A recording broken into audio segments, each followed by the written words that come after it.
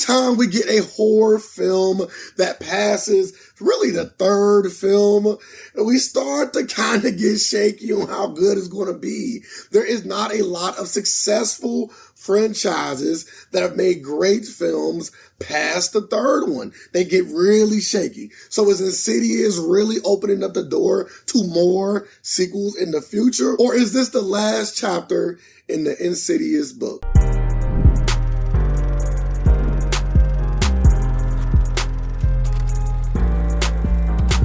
Welcome to Cine, here where you come for all of your media needs. My name is Ray, and today I am reviewing Insidious, The Red Door, starring and directed by Patrick Wilson, which this film is also his directorial debut, and we also have starring Ty Simpkin and Sinclair Daniel. This film is set 10 years after Insidious 2, and we are back with the Lambert family, where we have Dalton finally going to college and getting away from his family and the secrets that his family holds, but he cannot get away from what is to come in this film. And maybe that's what Patrick Wilson wanted. Maybe he wanted a film that was very simple, very on the nose, something that the fans could say, hey, we got exactly what we wanted from a third film. And yes, it's technically the fifth film, but I'm saying it is the direct sequel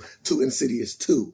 But by not taking risks, sometimes you can fall into a space where you just make a blah movie. And this was a blah movie. It was nothing great about this film. Now, I'm not saying that the film is bad. I'm not saying that Patrick Wilson did a bad job. He always does a really good job in especially in horror films. Like, let me give credit when credit is due. He always does well, but it's just not about him. It's about the collective of the entire film, and it just did not all come together for me. And for this to be a third film, why did you not get right to it?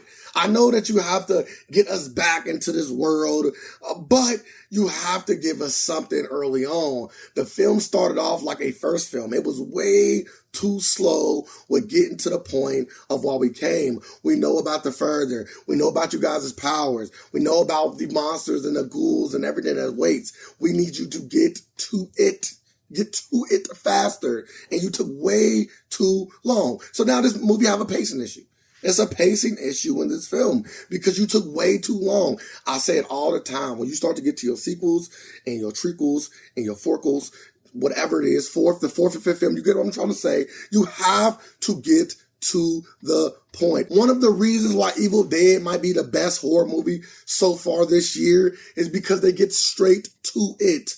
So just get straight to it next time. Let me not forget, if you liked this video so far, make sure that you give it a like so that you can see more videos like this in the future. Patrick Wilson, you may get another film, but all that I ask is if you do, get straight to the point, okay? Get straight to the point when it comes to horror. Let us get scared right off the bat, and then you get into the story, and then you slow it down a little bit. But give the audience something to look forward to early in the film, especially when you are into your sequels. They are thinking about doing a crossover with the Sinister franchise. I think that could be something that is worth actually exploring, seeing that the Sinister franchise need a little bit of help, and now the Insidious franchise also need a little bit of help. Maybe the crossover can inject something new into both franchises. Would I like to see Patrick Wilson direct another Insidious film? I probably actually would. I think that if this would have been a first film, it may have been received a lot better. But since, like, again, this is the fifth film, it wasn't received as good. And maybe he just needed something under his belt to really kind of open up his creative juices and allow himself to really go further. In conclusion, I would have to give Insidious, The Red Door, a 6 out of 10. I do believe that this film is very bland. Almost like the gum that you've been chewing on for about an hour or so. Like, this film just needed something, and it did not have that something. If you enjoyed this review, make sure that you give it a like. I would definitely appreciate it. Also, don't forget to subscribe to this channel if you want to see more of my content. And do not let the conversation in here. Make sure that you jump in those comments so we can continue talking about the Insidious franchise, which film we like, and does James Wan need to come back to save the day? And don't forget, you seen it here.